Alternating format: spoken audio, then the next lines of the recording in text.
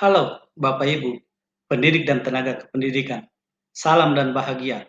Perkenalkan saya Nyoman Mardika akan membahas tentang mengapa kurikulum perlu berubah. Mengapa kurikulum perlu berubah? Undang-Undang Sistem Pendidikan Nasional Nomor 20 Tahun 2003 mendefinisikan kurikulum adalah seperangkat rencana dan pengaturan mengenai tujuan, isi, dan bahan pelajaran, serta cara yang digunakan sebagai pedoman penyelenggaraan kegiatan pembelajaran untuk mencapai tujuan pendidikan tertentu. Definisi tersebut dapat dilihat dalam dua dimensi. Pertama, kurikulum sebagai seperangkat rencana dan pengaturan pembelajaran. Kedua, kurikulum sebagai pedoman dalam melaksanakan kegiatan pembelajaran. Kurikulum yang baik adalah kurikulum yang sesuai dengan zamannya. Artinya, kurikulum seharusnya bersifat dinamis dan terus dikembangkan sesuai kebutuhan peserta didik kini dan di masa yang akan datang. Cara dan sumber belajar dulu dan sekarang cukup berbeda, Bapak Ibu sekalian, bahwa dulu ketika mengerjakan tugas, kita mendapat referensi terbaik di perpustakaan-perpustakaan ataupun mengerjakan tugas dengan bantuan teknologi atau komputer dengan kemampuan yang masih terbatas. Namun sekarang ini, buku-buku referensi tidak hanya diperoleh dari perpustakaan, tetapi dari berbagai sumber referensi terbaik dari seluruh dunia yang dapat peserta didik jangkau melalui internet. Juga dapat berbagi file atau tugas dengan berbagai cara melalui internet.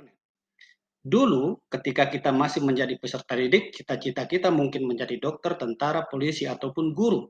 Namun sekarang ini ada beragam pilihan cita-cita yang dapat dipilih oleh peserta didik kita, bahkan profesi-profesi yang tidak terpikirkan sebelumnya, misalnya menjadi ilustrator, programmer, gamer, bahkan YouTuber ataupun TikTokers. Ki Hajar Dewantoro dalam modul Merdeka Belajar mengatakan bahwa maksud pendidikan adalah menuntun segala kekuatan kodrat yang ada pada anak-anak agar mereka dapat mencapai keselamatan dan kebahagiaan yang setinggi-tingginya, baik sebagai manusia maupun sebagai anggota masyarakat.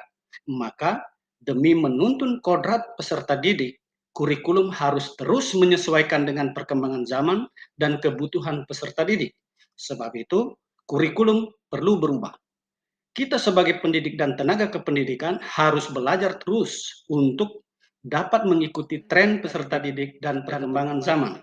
Sejatinya, kurikulum dikembangkan adalah untuk peserta didik.